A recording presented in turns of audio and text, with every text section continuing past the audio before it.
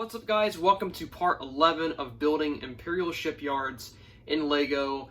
Finally, we're back. We're chugging along with this series, and I got a lot of progress done, as you can believe, being that it's been a month since the last update. Yes, yet again.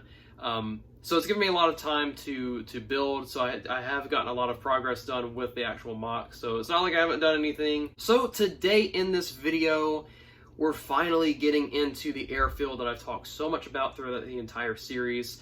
So I'm really excited to show you guys my progress so far that I have with the airfield. I think I've gotten a lot of progress, as well as another thing that I think you guys are really going to like. Finally, I've got more TIE variants. Now, this is something that's been pretty requested throughout the entire series that you guys, if you guys know, originally I did just the normal TIE Fighter, but you guys have been asking for TIE Bomber, TIE Interceptor, or maybe, TIE Defender, and I have worked around with some parts, and I've got some TIE Interceptors and some TIE Bombers now into the mock. So we're going to take a look at that as well in this video. So enough of me talking, let's go ahead and dive in and look at the newest additions to the mock. Alright guys, so here we are after a month.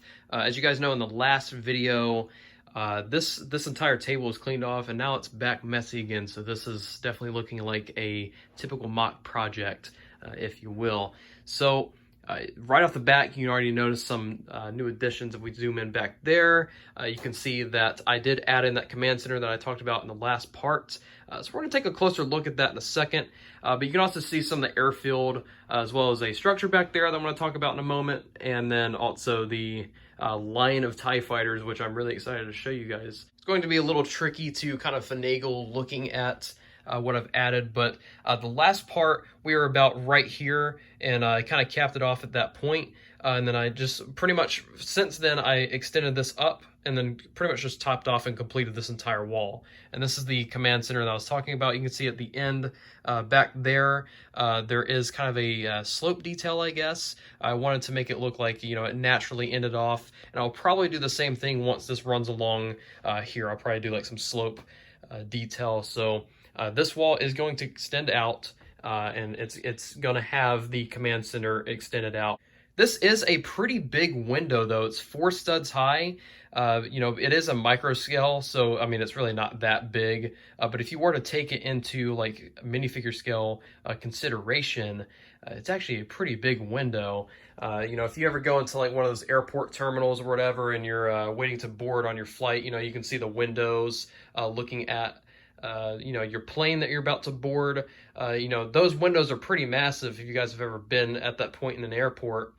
And I would say that this command center is probably about the equivalent size to what those windows would look like if you were a minifigure inside of that structure. So we can only imagine the actual size of this window. And if we come along over here, now I think the last part, I want to say I think I didn't have this filler in or something. I did bring that up, tiled this in, capped off the kind of utility road, I guess. So that is finished, as well as capping it off to come to the point of the airfield. And we can see here, these are all the door frames that I got off of Bricklink. I think I ordered like 500 door frames. So all these white door frames are the ones that I bought. I absolutely burned through these like it was nothing. So roughly 500 door frames will get me probably almost 2 base plates done. This is all I have left of door frames. I had 2 full bags of those, and they're completely gone. So not looking too good there. I'm hoping that the LEGO store on their pad wall will have a ton of door frames I can just buy by the box. That would be great. So I don't have to order off of Bricklink anymore. And also the shipping on this is insane because they're pretty big parts and I have to buy them in bulk. So it would be very convenient for the LEGO store to have them on the pad wall. So again, I did extend this out.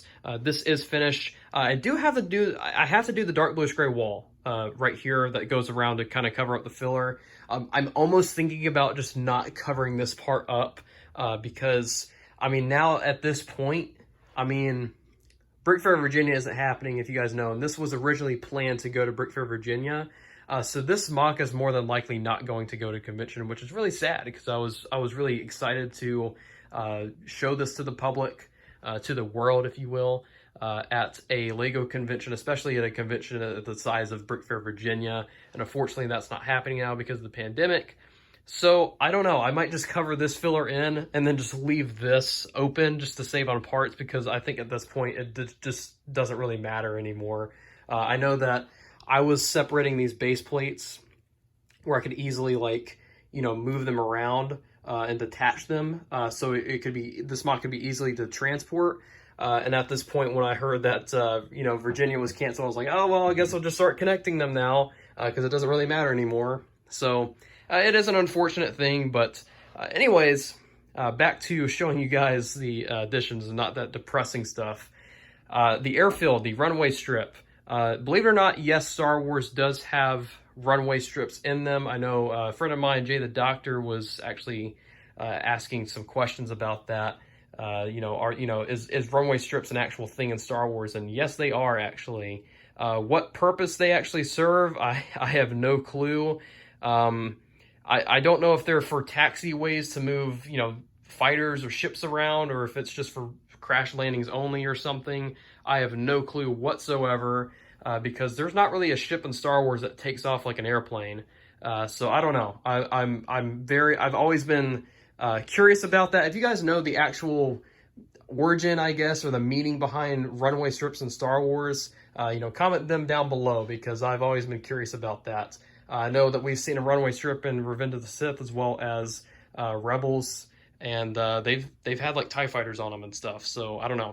Then over here we have the first look at our hangar. Now this is exactly the same on the other side, so, you know, not much to see on the other side, but it's pretty much the same, you know, all the way around. Now I did base this off of an actual military style hangar, like a modern day hangar, not like a futuristic one, because I feel like the military hangars look more Imperial-ish. I was going to go with like kind of that Republic look that we've seen in a few Clone Wars episodes, but I don't know, this kind of looks more close to how the Empire, I feel like, would make kind of their hangars, I guess. But I'm probably going to have around 5 to 6 of these hangars going all the way down the airstrip.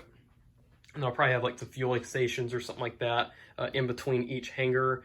And then right here, this empty space, I do want to do an air traffic control tower. I don't want to have it huge. I'll probably have it like, I don't know, maybe the height of that crane or something.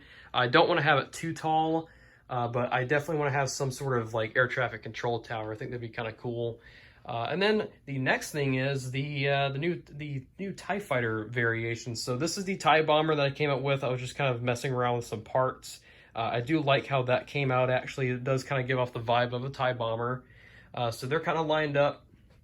And then over here is the TIE Interceptors. I like them, but I feel like they're a little bit too fat, I guess. They're really wide. I tried to do one stud in the middle, and it looked more weird than what it is now. So this might be the look that we're gonna have to go for. I think that's probably the closest I'm gonna have to get it in micro scale. Of course, over here we've got the normal TIE fighters, which I really dig this look. Actually, there's nothing that I have a problem with. And we got some more TIE bombers down here, but this is basically gonna be aligned all the way across the airstrip. So that's gonna look sick when that's done. I'm really excited for that, and I'm glad I'm able to get some more variations in here, because I know that that's something that you guys have been wanting for quite some time now. So the next plan is I want to get more Gozanti ships. I only have one in the shipyards, as well as some more AT-ATs. I've only got one in the shipyards as well. So if I can get some more you know, vehicle variations in here, I feel like it can make the mock a little bit more lively. I also want to put them in the air somewhere. That goes for all the fighters and the Gozanti ships. One little Easter egg in here, actually, that I do want to talk about is these markings right here. In the Arabic writing, for pretty much your Star Wars writing, this signifies the 2 numbers 66. So, you know, I think we all know what that's kind of nodding towards. So I did throw in some Arabic writing on the markings, so that is supposed to represent the number 66. But, you know, again, in the Star Wars writing to make it look more legit, because I feel like if it was actually in the numeric digits, it wouldn't really look Star Warsy, and it would just look like your normal real-life runway. On a final note, though, I will say that we are getting somewhat close to finishing this mock. Literally, I just have to extend this down, which that's going to be a while. I mean, I'm gonna have to get a lot of door frames for that, because think about it, I bought 500 door frames, or almost 500 door frames, and this is pretty much where it's got me. I still have some left right here, but that's pretty much where it got me. So I can pretty much get a full base plate done and then some with 500 door frames. So I'm gonna have to make a quick stop by the Lego store, most definitely. But tile, I do have a lot of tile here. Now it's mainly going to be used for up there, but if I have any left, I'm going to use that to kind of tile in this whole area down here. So honestly, I think what's going to take the longest actually is just tiling this area, because this is going to be a ton of tile. I'm hoping that I got some 6x6 tiles coming in soon, because I feel like if I do too many of the 1x6 tiles, it's going to look really weird. So I think if I place some 6x6s every now and then in this big kind of area, landing area for the destroyers, I think that would look a little bit more organic, I guess. But anyways, guys, that's going to do it for this video. Thank you guys so much for watching. See you guys in the next video.